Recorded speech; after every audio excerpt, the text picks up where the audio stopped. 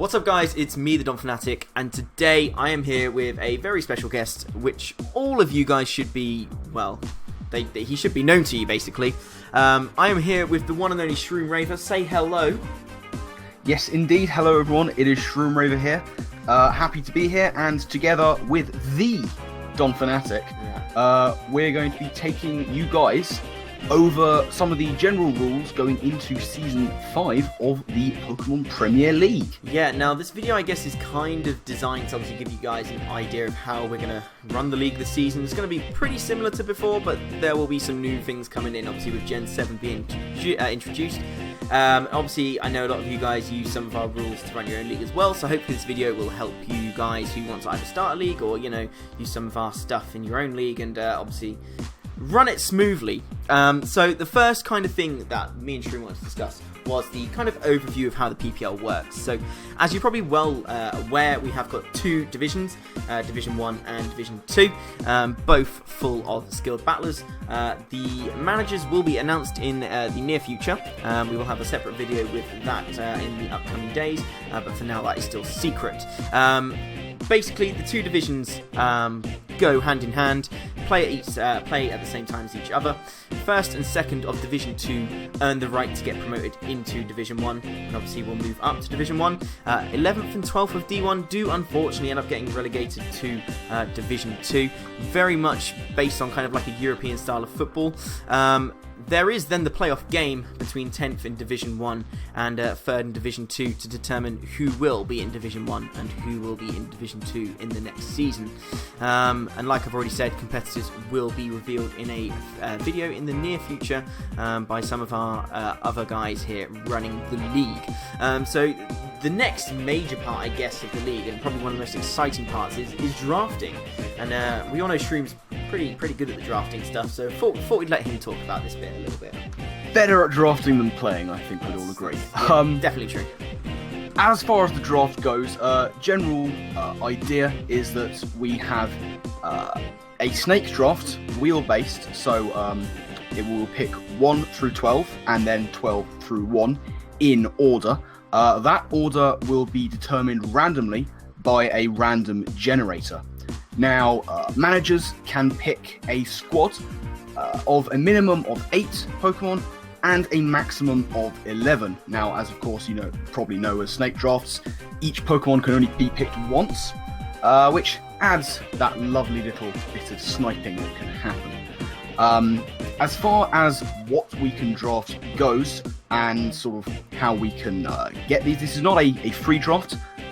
Each Pokemon has been individually priced by a panel of managers who are involved, and each manager has been given £110 million to spend on their squad of 8 to 11. So of course the better, quote, mons will be higher priced, so you can't just grab all of them, and it adds a kind of element of picking maybe some of those lesser used ones to try and get some budget picks.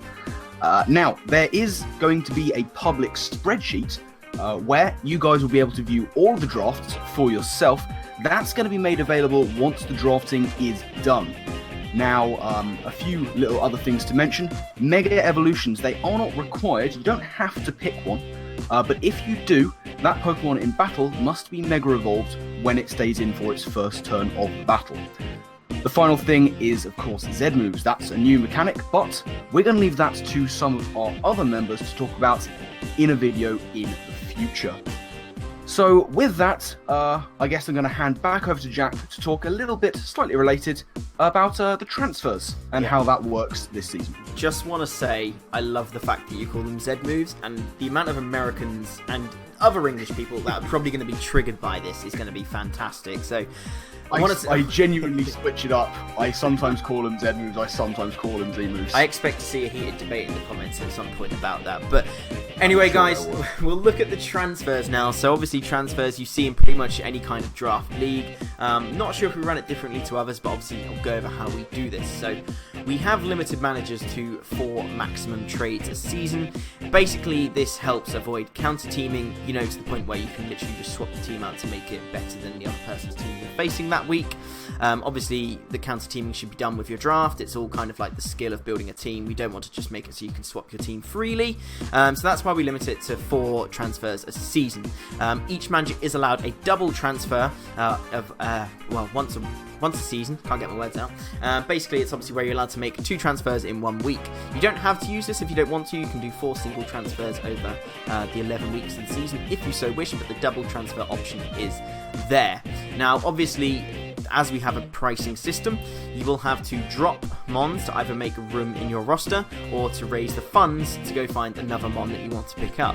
So if you are to drop a mon, you will receive the current value of the Pokemon, and the Pokemon's values are determined on their current form during the season and are reviewed frequently by a couple of the managers in the league. So, it kind of keeps you on your toes. Obviously, if you want a Pokemon that's performing really well on another team, you're going to have to pay the price for it. So we do have 2 different types of transfers. There is a straight transfer, which is basically where you drop them on, raise the funds, and buy the Pokemon which hasn't been assigned to a team yet. The other kind is a trade, and basically that is where you initiate a trade with another manager. So for example, I wanted Shroom's Victini, I was going to offer him my Manaphy. We could just do a straight swap with them. That would count as a transfer for both of us. We can also include money, so for example, Shroom wanted an extra £2 million from myself, so I pay Manaphy and £2 million for his Victini. Probably not the best of trades, but hey, that's one example of what you can do. So we do allow 1 set day in a week for transfers to happen. D1 is on a Tuesday, and D2 is on a Thursday. Now, these are the days after each division's upload day. It's to try and give each manager the best sort of chance to build a team based on the transfers that have happened, and obviously have your battle before the next Monday where you're due to upload.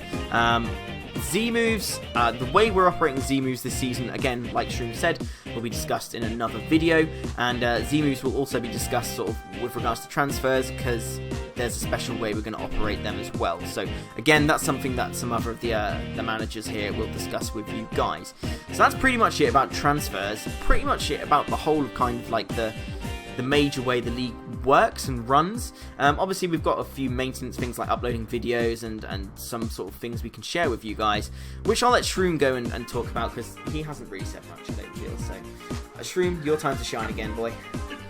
Absolutely, thank you very much. Now, Jack did mention very briefly the upload days, because of course, what you want to know, when can you see those battles? Well, the upload day for Division 1, that's going to be Monday in the week, and the upload day for Division 2, that's going to be the Wednesday. Now, some of our managers will probably decide to make team building videos. They'll be going up probably in a couple of days before those battles go up. But there will be further videos to come on this channel announcing the exact dates of when you can expect to see these battles. Now, that's a good way to get involved, is to watch some of these slightly analytical videos explaining what's going on. But if you want to get further involved, we can announce that for the first time in PPL history, we do have a fan Discord, which is very exciting. A lot of leagues are doing that. It's a great way to sort of get involved with other people who are watching and the participants themselves. The link to that is down in the description, so please do feel free to join, pick a team to support, get behind the manager of your choice. Yeah, it's been running for a little while, and it's a great fun place to be. So yeah, if that is something that tickles your fancy, then head down to the description, as we say, check out the fan Discord, and yeah, feel free to get involved. We would love to see you there. It's also one extra way you can abuse sharding, and what isn't fun about that? Yeah, like Shroom said, it has been running a little while. I think we've got about 60 people on there, which is just mind-blowing, to be honest, because, you know, it's just a little fun league, and now it's turned into this. So, really glad that you guys are enjoying the Discord at the moment, and obviously we want all you new guys who maybe haven't joined it yet or looked at it to come and have a look, join in with some of the, you know, the discussions that the managers and some of the other fans have, and obviously it's a good way to make some friends as well. And obviously if you're looking to make your own draft league, I'm sure there's lots of experienced draft battlers in the chat who will be more than happy to join your league, or help you with team building, things like that. So it's a really nice little community to be involved in. So obviously PPL is kind of heavily focused on, you know, just enjoying yourself. Maybe not the most competitive league out there, but feel like, you know, we're a big family, so come be a member of it, I guess. That's the soppy part of the video done, I think.